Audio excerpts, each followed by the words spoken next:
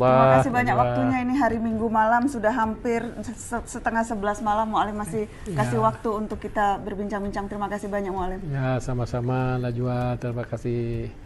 Ya, mohon diketahui oleh orang banyak. Insya Karena Allah. mungkin dengan bantuan Najwa dapat menolong orang-orang Aceh yang kena dampak Amin, banjir. amin insya Allah. Mudah-mudahan. Mu'alim, yang jelas ketika Mu'alim kemarin bilang ini seperti tsunami kedua. Itu kita semua langsung teringat 20 tahun lalu. Tsunami kan begitu besar dampaknya ketika itu. Tapi sekarang pun Mu'alim bilang seperti tsunami kedua.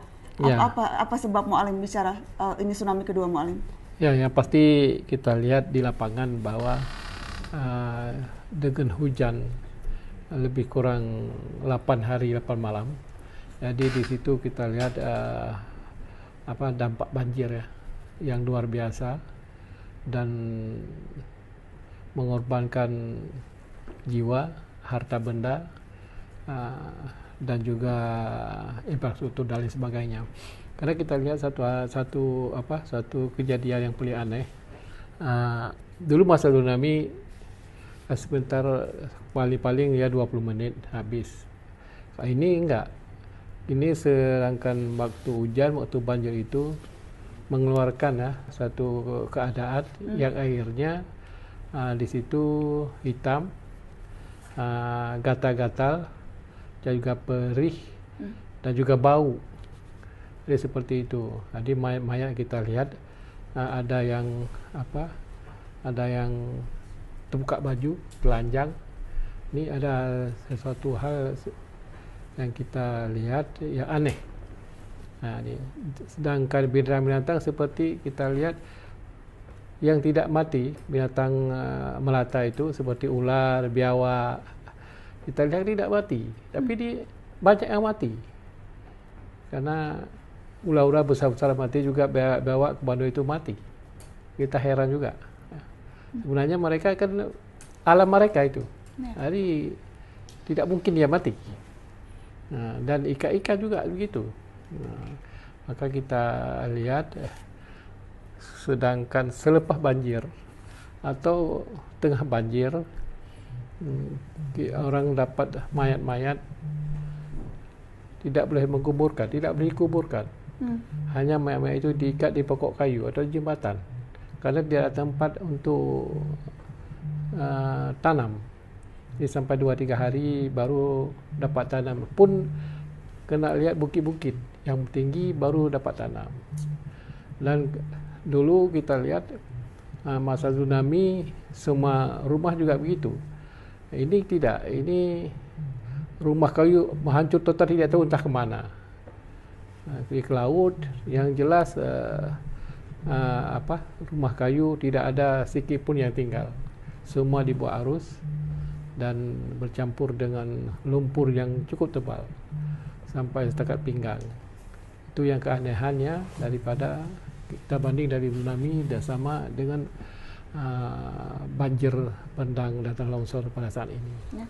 Mu'alim, ini kan kita hari ke-10, masuk hari ke-10. Ya, ke-10. Evaluasi Mu'alim sebagai Gubernur Provinsi Aceh melihat kondisi Aceh secara keseluruhan.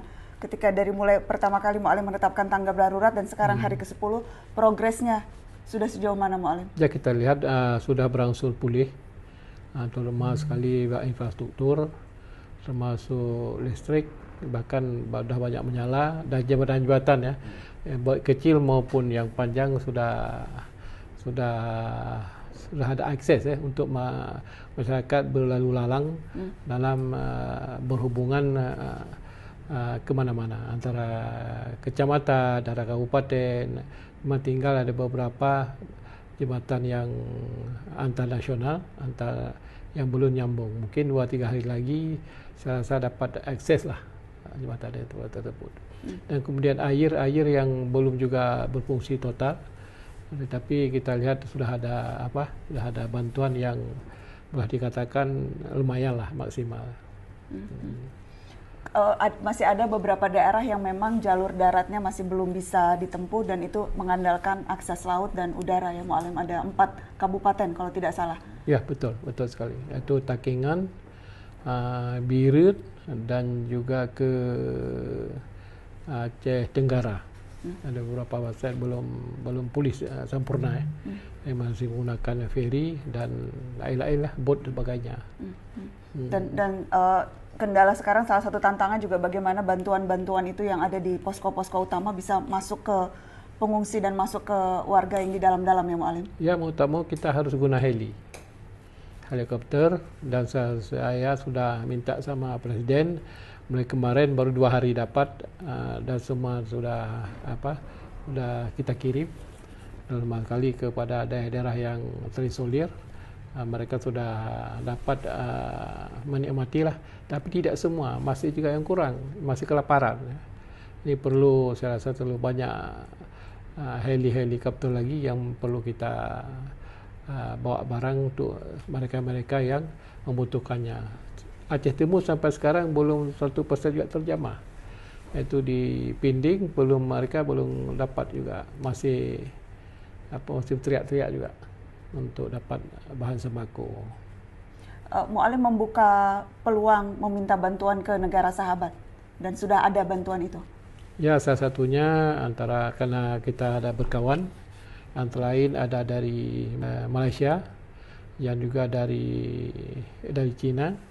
Mereka mengirim bantuan obat-obatan dan juga ke dokter, tenaga medis. Mereka sudah kerja selama 3 hari dan mereka pulang, dan hari Rabu ini mereka akan datang lagi, akan membawa obat-obatan yang diharapkan oleh masyarakat kita lah. Itu langsung request pemerintah Provinsi Aceh ke negara sahabat? Iya. Tidak melalui pemerintah pusat jadi? Tidak. Karena kita bersahabat, kawan, maka rasa insaf mungkin mereka ya untuk menghibahkan harta dan diri mereka untuk Aceh. Mu'alim, soal status bencana yang bukan status bencana nasional, apakah itu menyulitkan Mu'alim sebagai Gubernur Provinsi Aceh menangani bencana ini? Ya, saya pada prinsipnya tidak hanya berusaha, hanya berdoa.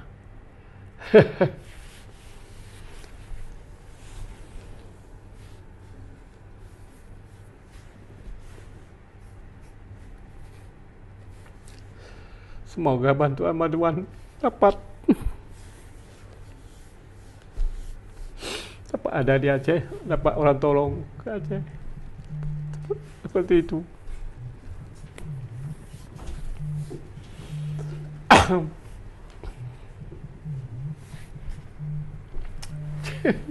Maaf. Ya Mu'alim, tidak perlu minta maaf Mu'alim, tidak perlu. Kita tahu Mu'alim setiap malam selalu keliling ketemu rakyat, bawa bantuan langsung sendiri, kasih langsung ke rakyat. Kita semua tahu. Saya tidak bisa membayangkan betapa beratnya Mu'alim harus melihat rakyat. Terus saya banyak kawan-kawan juga dari Sumatera. Mereka tidak bantu Sumatera, bantu Aceh. Daripada Tionghoa, daripada beberapa kawan. Jadi mengirimkan bantuan sampai bertruk-truk. Mereka selalu ke Aceh.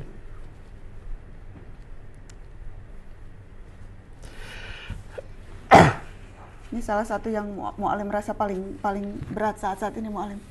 Jadi pemimpin di saat bencana besar seperti itu. Jangan salah aja juga. Kita hanya berserah diri kepada Allah. Apa yang ada kita terima dan kita usaha. Cuma itu aja.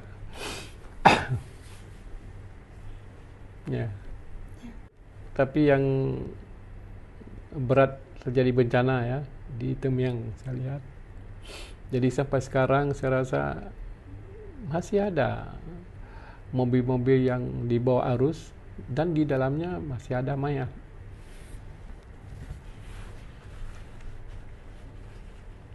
Mu'alim kan baru 2 hari lalu kalau tidak salah ke Aceh Tamiang kan Mu'alim melihat ya, langsung. Betul. Memang dari seluruh ada 18 kabupaten kota di Provinsi Aceh, memang Tamiang itu yang paling? Ya, yang paling parah Tamiang, kedua Aceh Utara, ketiga Aceh Timur, keempat Aceh Takingan, dan sebagian Birian, Kabupaten Birian ya. Itu yang paling dampak terjadi ya musibah lah. Ya. Mu'alim bicara bupati-bupati jangan menyerah. Bupati jangan tidak sampai membantu rakyat, kan Mu'alim sempat mengeluarkan pernyataan cukup keras itu ke bupati-bupati. Iya, karena kita lihat kan mereka dipilih oleh rakyat. Kenapa bila terjadi kejadian begini, mereka kewalahan, mereka ya seperti acuh tak acuh, tidak ada tanggung jawab, ya begitu. Maka kita garis bawahi supaya kalau ada parti-parti yang cengeng seperti itu ya balik kanan aja. Buat apa ya seperti itulah memimpin rakyat begitu, tidak fokus ya, tidak dapat tanggung jawab. Masa begini-gini dia lari di Medan lah, karaoke lah. Ada yang karaoke, Mu'alim? Itulah lebih kurang.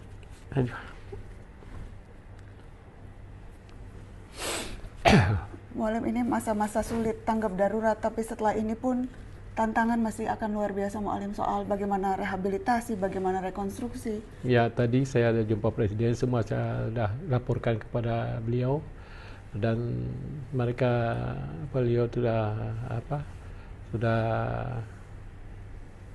sudah tangkap dengan positif, dengan serius, dan sesegera mungkin akan merehabilitasi semua infrastruktur dan juga rumah masyarakat.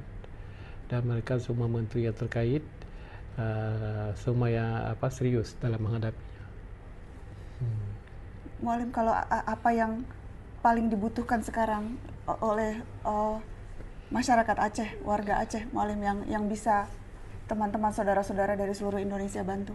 Mu'alim. Ya, sekarang yang membutuhkan antara lain yang paling urgent ya, obat-obatan,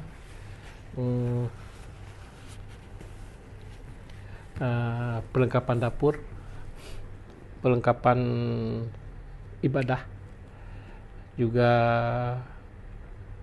perlengkapan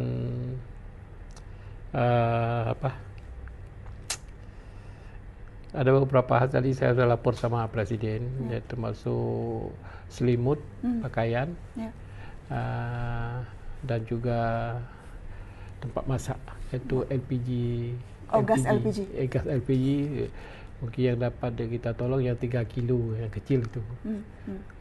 Mu'alim, terakhir saya dan teman-teman Save the Children kita fokus untuk anak-anak. Mu'alim, apakah yang untuk anak-anak Aceh, memastikan bagaimana masa depan mereka juga insya Allah akan terus ada, terus cerah.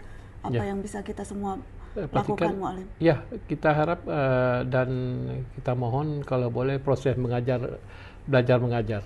Ini karena sekolah-sekolah mereka kadang-kadang yang kayu habis di bawah air, kemudian kalau boleh ada tenda yang dapat mereka belajar mengajar di semua pelosok, karena pelosok yang dampak imbas berat ya, karena proses guru pun ya seperti itu, tidak ada guru yang datang karena infrastruktur tidak bagus, belum dapat dilewati. Jadi itu yang utama. Baik. Mu'alim, tadi terakhir waktu saya di pengungsian di Aceh Utara ada ibu-ibu yang saya tanya apa pesannya cuma satu, sayangilah rakyat Aceh. Saya bilang semua sayang sama Aceh. Mu'alim, minta disayangi rakyat Aceh. Saya bilang semuanya sayang sama Aceh. Oh ya, alhamdulillah lah. Sayang sama Aceh, insya Allah. Cuma kita ya berserah diri kepada Allah, tidak serah diri kepada manusia. Allah sebaik-baiknya yang memberi pertolongan. Ya. Kalau kita bergantung pada manusia, kita kecewa. Tapi kalau kita bergantung kepada Allah, ya kita terima semua apa adanya gitu. Kita akan terima apa adanya. Karena pun kita kan sebagai umat Islam juga telah diberi seperti wasiat ya. Kalau kita bersyukur setiap musibah, ya pasti kita akan ditambah nikmatnya. Sebelum kita kufur dan kita ingkar, tunggulah azab daripada Allah yang lebih pedih lagi.